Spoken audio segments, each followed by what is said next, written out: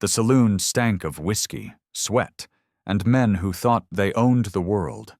At a back table under a flickering oil lamp, Tobias Mercer slapped down his final hand with a smug grin and slurred, "Full house, boys. Read it and weep." The others cursed, tossing in cards and draining glasses, but one man leaned forward with a sneer. "That's worth coin, Mercer, not tabs. You out of chips." Tobias swayed slightly, eyes bloodshot, but his smile didn't falter. "Still got something valuable." He jerked a thumb toward the far corner, where a young girl sat clutching her shawl like armor. "That's my Evelyn, 17, works hard, quiet, ain't married." The men laughed, some shocked, some amused, and one simply grinned wider. "You offering your daughter?" "She ain't worth a meal unless I win this hand," Tobias muttered. "But if I lose, she's yours for a month. Work off my debt." Evelyn stood. "Papa, no." Her voice barely rose above the piano's off-key ramble, but it cut through the table like glass. Tobias didn't look at her. "Sit down, girl. You're part of the pot now." The man across from him raised his eyebrows. "She your daughter or your mule?" "Whichever clears the tab," Tobias snapped. Cards were dealt, hands shaken, and Evelyn watched her future disappear beneath a spread of spades and lies. She wanted to run, scream, fight. But she'd seen what happened to women who made noise in places like this. So she did what she'd always done, stood silent, and waited for someone to remember she was more than a debt. Across the room, a quiet cowboy leaned against the rail by the door. His hat tipped low, his coat dusty, his face unreadable. He hadn't joined the game, hadn't sipped a drop, hadn't spoken a word. But when the hand was lost and Tobias muttered, "She's yours, do what you will," the cowboy stepped forward. Slow, deliberate. The card players looked up, confused. "This ain't your business, friend," one warned. The cowboy stopped by Evelyn's side, eyes locked on the man who now grinned like he owned her. "She's not property," the cowboy said, voice rough as gravel but calm. "She's not yours." "And who the hell are you?" someone spat. The cowboy reached into his coat and laid something on the table. A deed, yellowed and stamped. "The man who just bought the whole damn saloon, and she walks out with me." Evelyn gasped.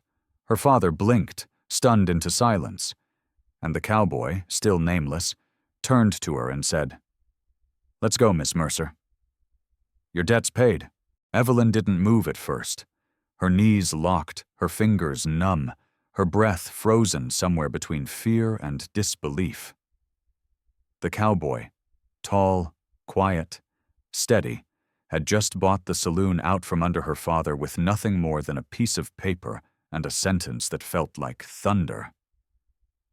"Let's go," he said again. Not loud, not pushy, just certain. Her father didn't protest. Maybe he couldn't. Tobias slumped in his chair like someone who'd finally folded himself into dust, reaching for a bottle that wasn't even his. No apology, no regret. Just a shrug at losing the last good thing tied to his name. Evelyn stepped forward, her shoes worn thin from scrubbing and serving men who never learned her name. She didn't look at Tobias, didn't even glance. Instead, she followed the stranger out through the swinging doors into the cooler dusk, where horses shifted in their posts, and the town felt suddenly different. Quieter, like it too was watching. "Who are you?" she asked as he untied a mare and helped her up gently. "Name's Garrett Boone," he said, handing her a blanket. "I keep to myself, mostly. But some things can't be left alone." "You bought a saloon," she whispered, still dazed. "You paid for me." Garrett swung up into his own saddle. "Didn't pay for you. Paid to stop someone else from owning what no man should." The road stretched west, the moon just beginning to rise. Evelyn clung to the saddle horn, her voice trembling as it rose again. "Where are we going?" "Got a ranch out past Juniper Pass. Quiet place. You'll be safe there till you figure what's next." "And then?" "Then you decide," he said simply. No promises, no demands, just space she'd never been given before.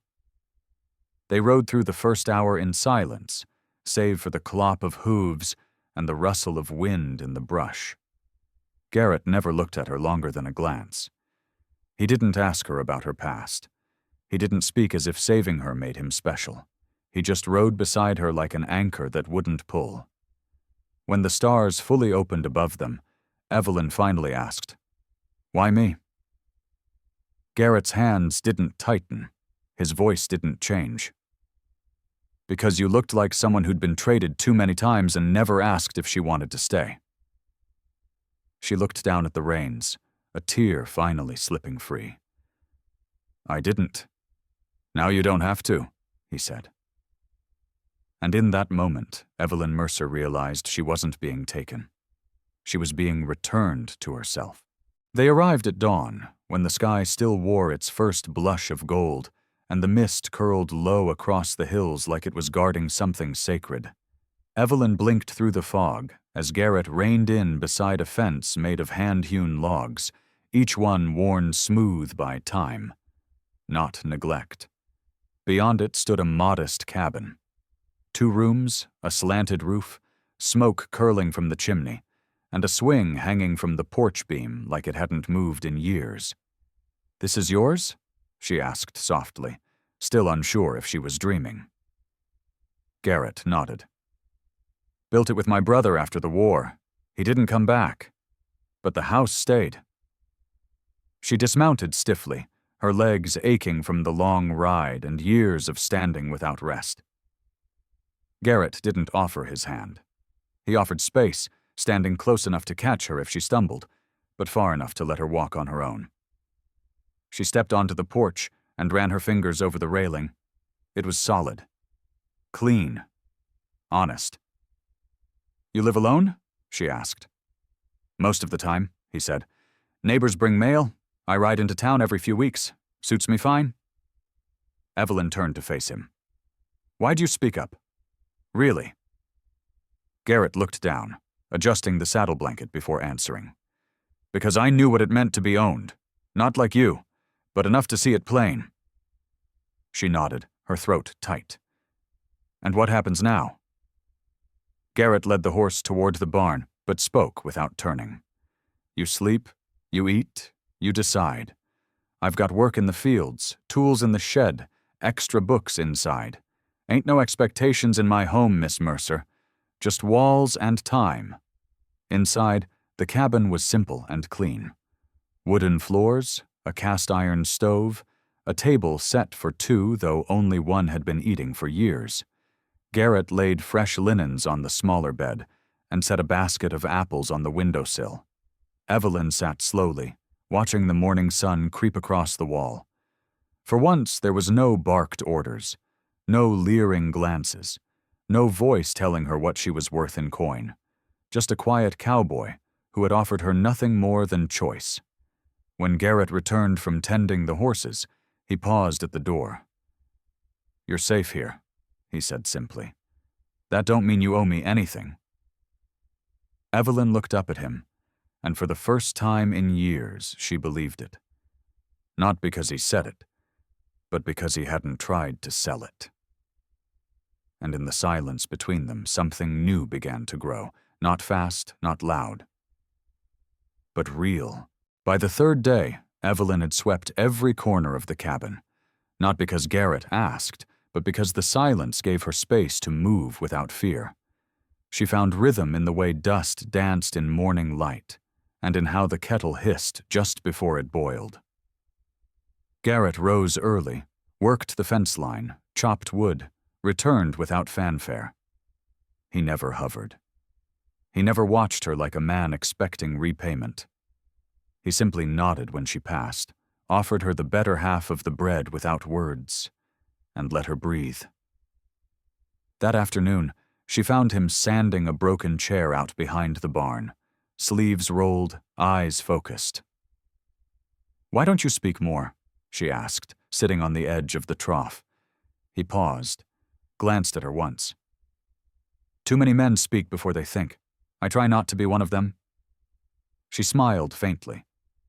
"Well, you're succeeding?" He grinned a little. "So far." She hesitated, then said, "I've been called a lot of things. Property, burden, girl, liar.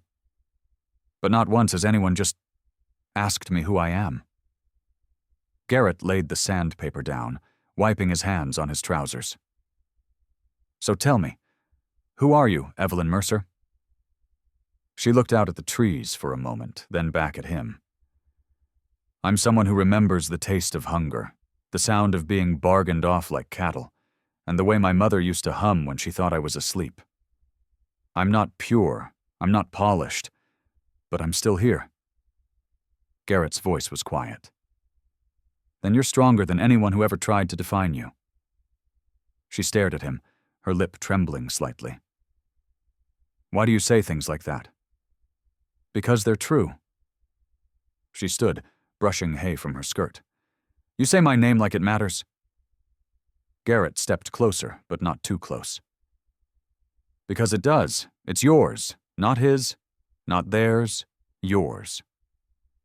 That night, Evelyn opened the trunk at the foot of the bed Garrett had offered her. Inside, folded blankets and a book of pressed flowers rested beside a journal with her name written in pencil on the inside cover. She hadn't written it, but he had placed it there. Blank pages waiting for her story, not the one she was forced to live. She turned the first page, stared at the lines, and then, in a hand that still shook, she wrote, "Evelyn Mercer. Not owned, not traded, just me." In the other room, Garrett stoked the fire, and when she stepped out to sit near him, neither said a word. They didn't need to. The silence already knew her name. The letter came tucked into the pocket of a courier, too scared to stay long. Garrett opened it on the porch, fingers steady, jaw tight. Evelyn watched from the window as he read each word with a calm that only men like him could manage. She stepped outside when he folded it, slipping it into his coat like it was just another chore. "From my father?" she asked. Garrett nodded. "Tobias is in town, staying with some men who call themselves collectors." Evelyn's stomach twisted. "He wants me back?" "He wants to make sure you know you still owe him. And he's not alone."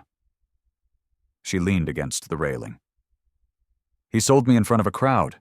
What else does he think he owns?"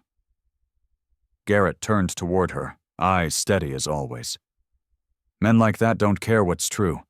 They care what makes them feel powerful." She crossed her arms, not to shield herself, but to hold steady. "What does he want?"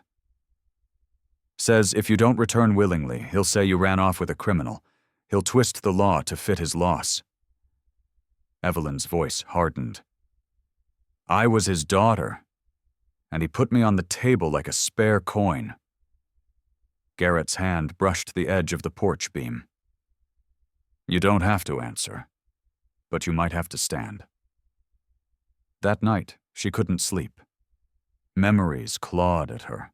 Her father's crooked smile, the cold laugh of the men who played cards with her future. But when she stepped into the common room at dawn, Garrett was already there, boiling coffee, a pistol and folded shirt on the table beside him. "You think he'll come here?" she asked. Garrett poured her a cup. "I think cowards always do, once they've gathered enough fools to follow." "Then we don't run," she said. "Not this time." He looked at her, nodding slowly. "Then we stand. Together." That afternoon, Evelyn rode with him into town. No cloak, no disguise, no shame. She walked beside him through the center square, head high, and when Tobias Mercer stepped out from the tavern porch with two strangers flanking him, she didn't flinch. "Come to your senses, girl?" he barked. "Come to see you fail again," she replied. "I'm not your debt, and I'm not your silence. One of the strangers reached for his coat pocket. Garrett stepped forward before Evelyn could breathe, placing himself between them. You pull on her, you pull on me, and I don't bluff. Tobias paled. The man hesitated. No one moved.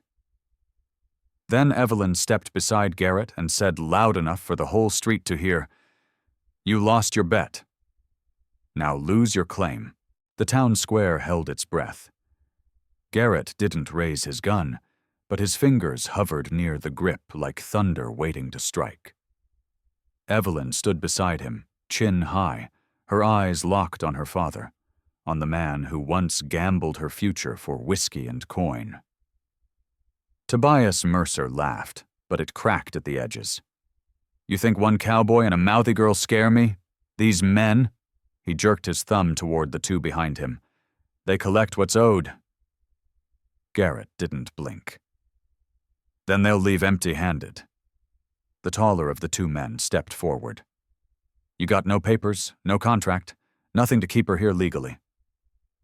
Evelyn spoke before Garrett could.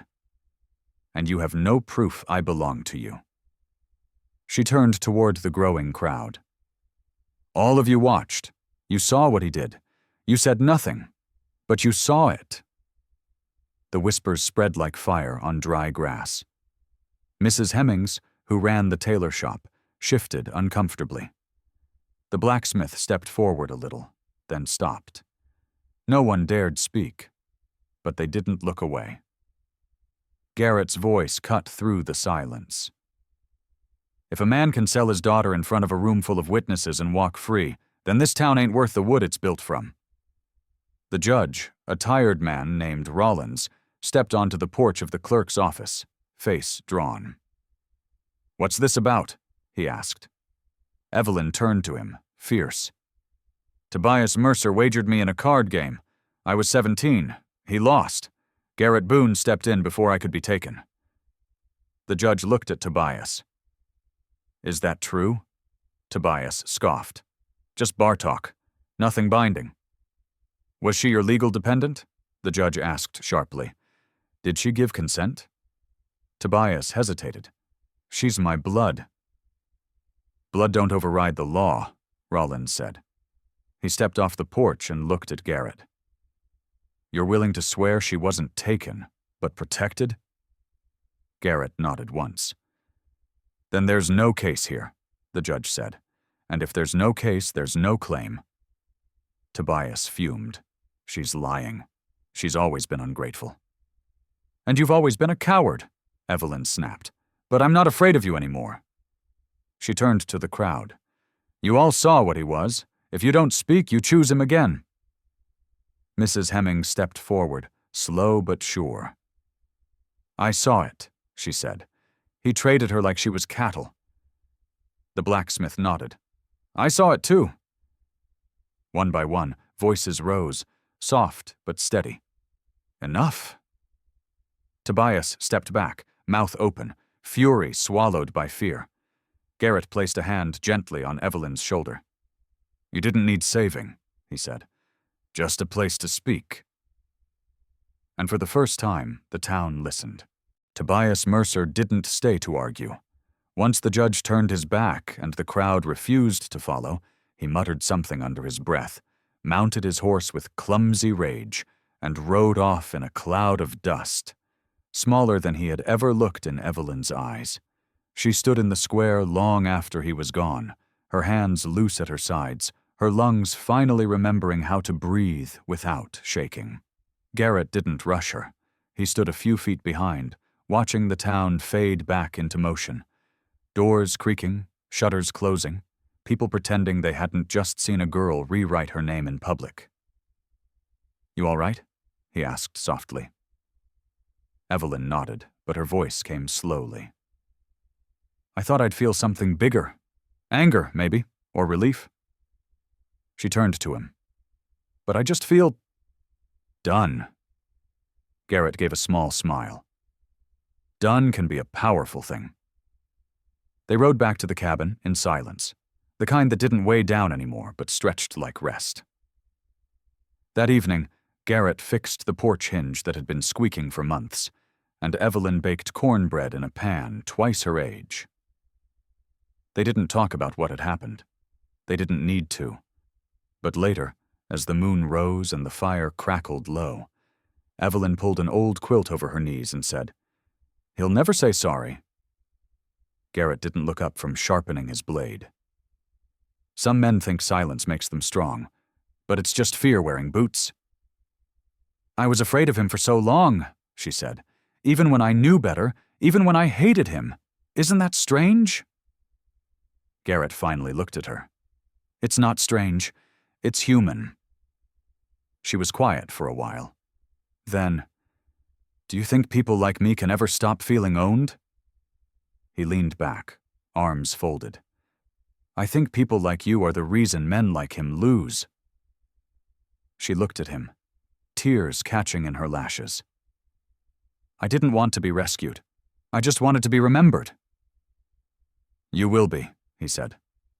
"By me, if no one else."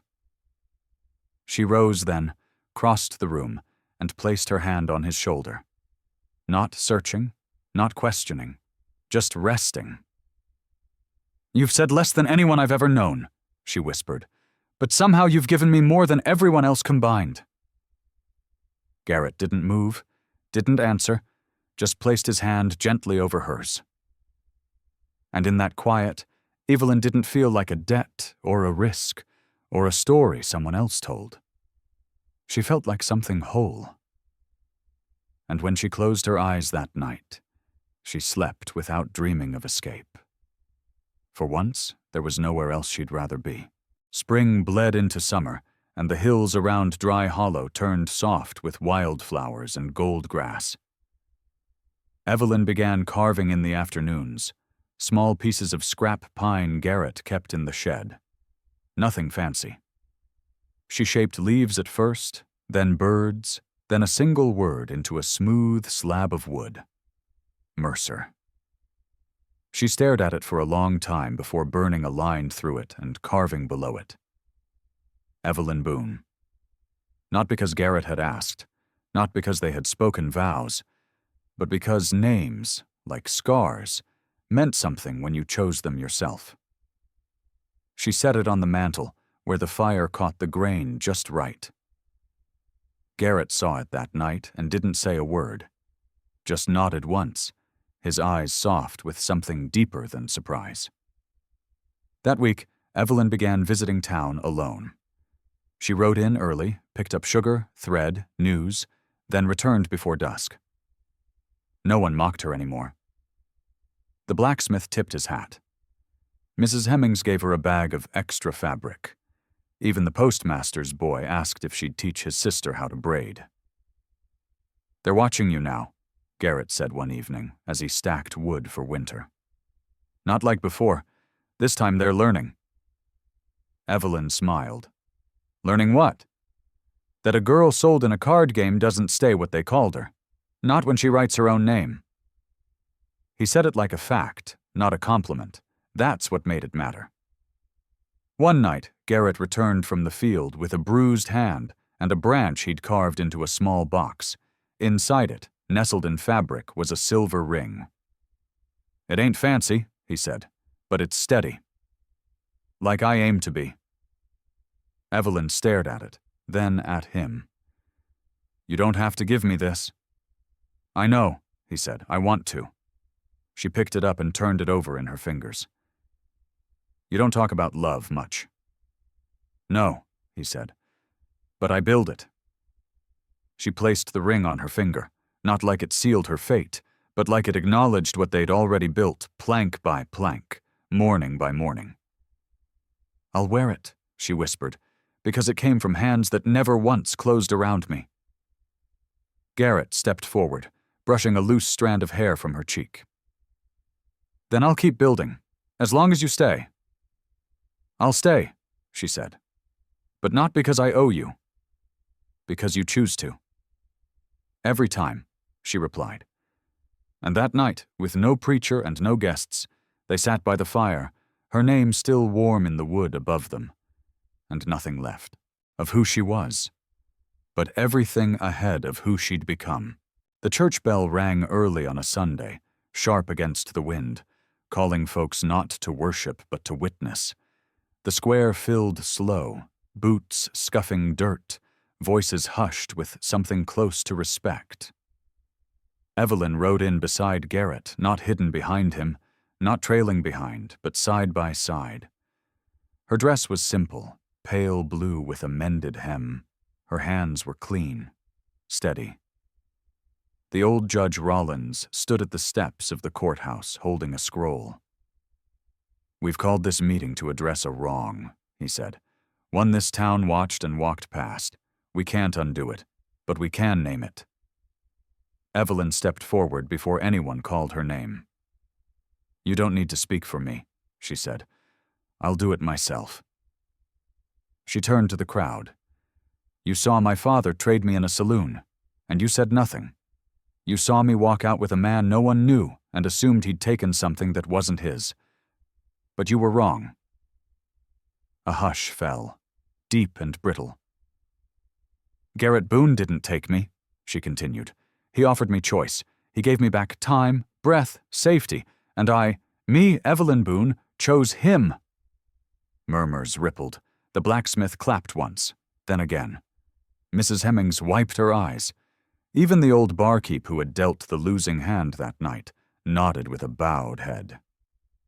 Judge Rollins raised the scroll. "With witness, I strike the debt of Tobias Mercer from town record. The girl he gambled was never his to lose, and the woman she became is no longer a story told in shame." Evelyn reached into her satchel and pulled out the carving she'd made. Her old name, crossed out, her chosen one beneath it. She placed it at the steps. "Let this be what I leave behind," she said. "Not bitterness, just truth." Garrett stood behind her, not to shield her, but as proof. When they turned to go, the town parted, no longer whispering, no longer turning their backs. Someone called out, "Boone's store has apples this week. Stop by, you two." Another added, "You teaching that carving craft, Miss Evelyn?" She smiled, nodded. But she didn't answer. Not then. Back at the cabin, she placed the old name burning on a high shelf, not to hide it, but to honor what she survived. Garrett poured coffee. Silas, the neighbor's toddler she'd started watching, crawled across the rug, giggling. Evelyn watched them both, and for the first time she didn't feel like she'd escaped something. She felt like she'd rebuilt it, with firewood and flour, with silence and strength, with the kind of love that never needed to be loud to last. Autumn came like a slow exhale, brushing gold into the trees and whispering through the eaves of the cabin that had become more than shelter. It was story, memory, and promise all carved into one. Evelyn stood barefoot on the porch, carving again. This time not words, not names, but the silhouette of two hands joined around a small bundle. A symbol more than a scene.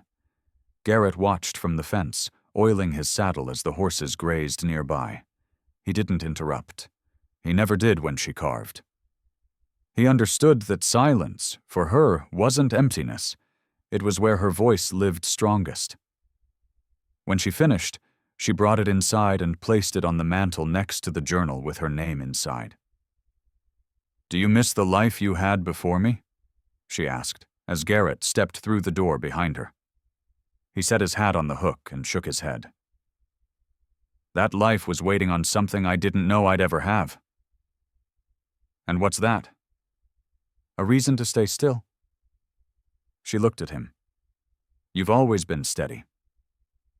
"Steady's not the same as still," he replied.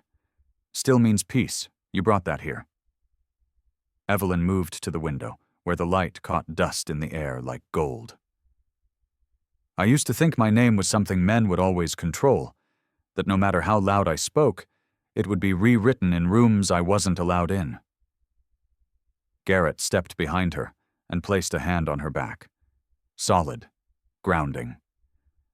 "Then it's time you wrote it where no one can erase it." "Already have," she said, turning to face him. In wood, in soil, in the way you say it like it belongs to me first. That night they had neighbors over for supper. The blacksmith, Mrs. Hemmings, the postmaster's wife, and her children. No occasion, just warmth.